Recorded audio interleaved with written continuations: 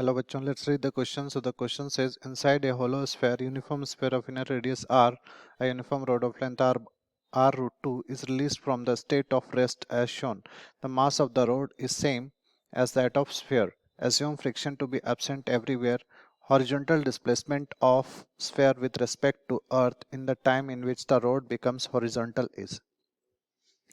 हमें ऐसा डायग्राम दिया गया है और हमें बताना है कि हॉरिजॉन्टल डिस्प्लेसमेंट स्फीयर का क्या होगा अगर सरफेस के बीच में कोई भी फ्रिक्शन नहीं है। ठीक है, तो सबसे पहले हम यहाँ पे की कॉन्सेप्ट देखते हैं कि की कॉन्सेप्ट क्या यूज करने वाले हैं। तो हम लोग यहाँ पे की कॉन्सेप्ट जो यूज करेंगे that is nothing but use करेंगे हम लोग centre of mass will be at same position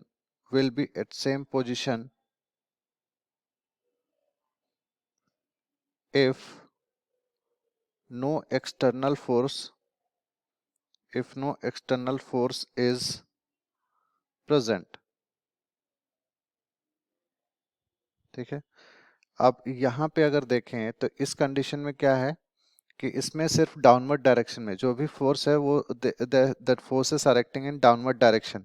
ठीक है, हॉरिजॉन्टल डायरेक्शन में कोई भी फोर्स एक्ट नहीं करेगा, तो हॉरिजॉन्टल डायरेक्शन में जो सिस्टम का सेंटर ऑफ मास रहेगा वो चेंज नहीं होगा। ठीक है, तो यहाँ पे हम लोग बोल सकते हैं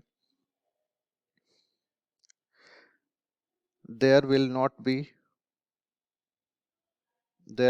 not be any change of center of mass in horizontal direction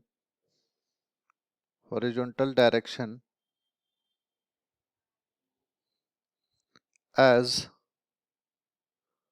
there is no external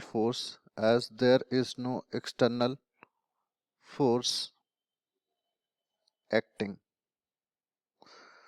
तो हॉरिजॉन्टल डायरेक्शन में कोई भी फोर्स एक्ट नहीं कर रहा है, इसका मतलब वो सेम पोजीशन पे रहेगा। ठीक है, अगर यहाँ पे डायग्राम में देखें तो इनिशियली हम लोग क्या बोल सकते हैं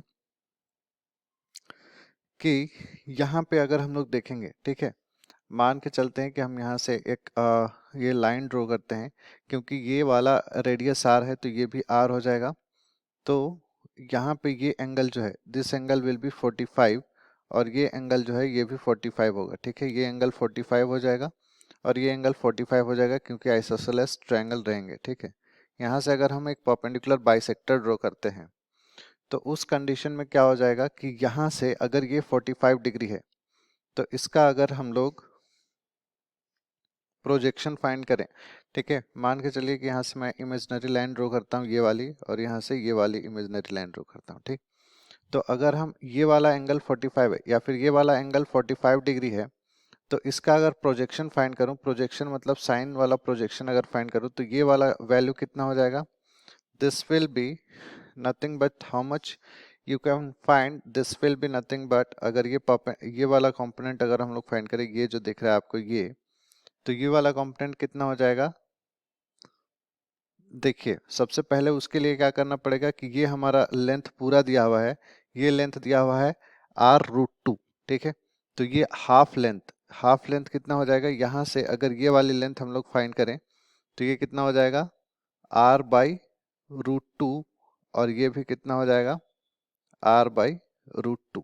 ठीक है, तो ये हमारे पास इसका लेंथ आ जाएगा। ठीक, अब अगर ये एंगल 45 डिग्री है, अगर ये 45 डिग्री है तो इसका अगर हम साइन प्रोजेक्शन फाइंड करें तो क्या हो जाएगा, this will be r root 2 sine 45 degree. ठीक है, आर रूट 2 साइन 45 डिग्री, और ये माइनस में होगा। माइनस में क्यों होगा, क्योंकि ये नेगेटिव डायरेक्शन में है, नेगेटिव वाई एक्सिस में। हम लोग ओरिजिन जो है यहाँ पे ले रहे हैं। ठीक है, अगर ओरिजिन यहाँ पे ले रहे हैं, ये हमारा ओरिजिन है।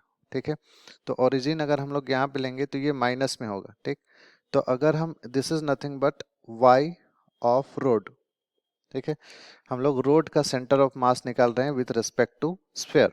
तो यहाँ पे ये हो जाएगा, इसको अगर हम लोग कैलकुलेट करेंगे तो कितना आएगा, -r/√2 इंटू r/√2। ठीक है, तो यहाँ से y centre of mass rod का कितना निकलेगा, दिस विल बी -r/2। ठीक है, उसके बाद इसी तरह से अगर हम लोग x एक्सिस का निकालें, x एक्सिस में अगर प्रोजेक्शन निकालें तो x एक्सिस के लिए कौन सा फाइंड करना पड़ेगा, हमको ये वाला फाइंड करना पड़ेगा। ठीक है, तो ये वाला भी क्या हो जाएगा, अगर हम y सेंटर ऑफ मास अगर निकालें, sorry x centre of mass of road के लिए निकालें, तो रोड के लिए क्या हो जाएगा, सेम, ये भी नेगेटिव एक्सिस में है, तो -r/√2 साइन ऑफ 45 डिग्री। ठीक है, तो यहाँ से भी अगर हम लोग कैलकुलेट करेंगे तो एक्स एम ऑफ रोड कितना लिख लेगा, r/2। ठीक, तो ये हमारे पास रोड का कोऑर्डिनेट्स आ गया, इतना इतना है। ठीक है, अगर हम यहाँ से पूरे सिस्टम का निकालें, ठीक है, बोल सकते हैं कि x centre of mass of system, अगर सिस्टम का हम लोग सेंटर ऑफ मास निकाले x डायरेक्शन में, क्या तो क्या हो जाएगा, m into x of road plus m into x of sphere divided by m plus m। तो ये दोनों का मास हम m मान रहे हैं, तो ये ऐसे हो जाएगा x rod plus m x s m m. ठीक है, तो यहाँ से क्या हो जाएगा, अगर हम लोग x एक्सिस में रोड का अगर देखें तो रोड का हमने अभी निकाला, this is nothing but -r/2।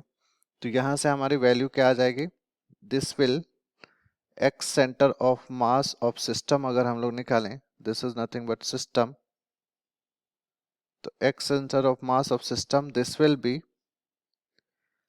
-m/r/2 plus यहाँ पे स्फेयर का क्या हो जाएगा, 0, क्योंकि हमने ओरिजिन वहीं पे लिया है, तो दिस विल बी 0। और यहाँ पे क्या हो जाएगा, this will be nothing but m plus m that is equal to 2m। तो यहाँ से m से m कैंसिल हो जाएगा, यहाँ से अगर हम लोग वैल्यू फाइंड करेंगे, so this will come -r/4।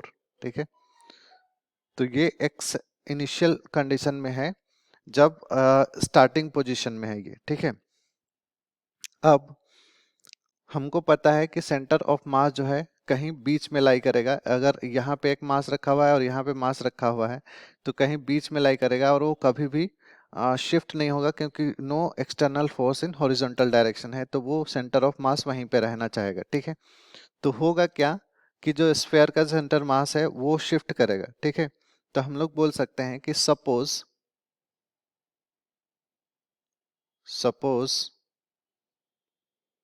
Sphere centre of mass shifted towards left, अगर लेफ्ट की तरफ शिफ्ट हुआ, मान के चलते हैं कि x s dash is equal to -r shift हुआ। ठीक है, तो अगर ऐसा है तो उसके बाद हम लोग अगर रॉड का भी मान लेते हैं कि रॉड जो है, रॉड भी तुम्हारा शिफ्ट हुआ है, x रॉड जो है that is also shifted to -r। ठीक है, अब यहां से हम लोग आगे क्या कर सकते हैं कि अगर हम लोग सेंटर ऑफ मास निकालें, सेकेंड कंडीशन के लिए अगर हम लोग सेंटर ऑफ मास निकालें, तो सेंटर ऑफ मास कैसे निकलेगा, यहाँ पे मैं नीचे लिख दे रहा हूं, x यहां से अगर हम लोग निकालेंगे, so this will B m and new position of road that is r और d। यहां से हम लोग क्या लिख सकते हैं, m into r of r और d that is rod dash new position plus m into x s dash divided by m plus m। ठीक है, यहाँ से हम लोग क्या लिख सकते हैं, this will be nothing but m, common ले रहे हैं, -r डिवाइडेड बाय 2m। तो यहाँ से m कट जाएगा, 2 से 2 कट जाएगा, तो हमारे पास फाइनली वैल्यू क्या आ जाएगा, -r। ठीक, तो -r आएगा, मतलब हमको पता है कि जो इनिशियल पोजीशन है और फाइनल पोजीशन जो रहेगा वो सेम रहेगा। तो ये हमने फाइंड किया final. This x dash c m is nothing but final. तो हम लोग बोल सकते हैं कि x dash c m center of mass, this will be equal to XCOM of system in initial condition। ठीक है, तो x dash is equal to कितना है, -r, और हमारे पास वो वैल्यू कितनी आई थी, -r/4। तो यहाँ से r नेगेटिव नेगेटिव कट जाएगा, यहाँ से हम क्या निकाल सकते हैं, r will be equal to r/4। तो ये हमारे पास करेक्ट वैल्यू आ जाएगा कि शिफ्टिंग जो होगा that will be nothing but r/4। I hope you understood well.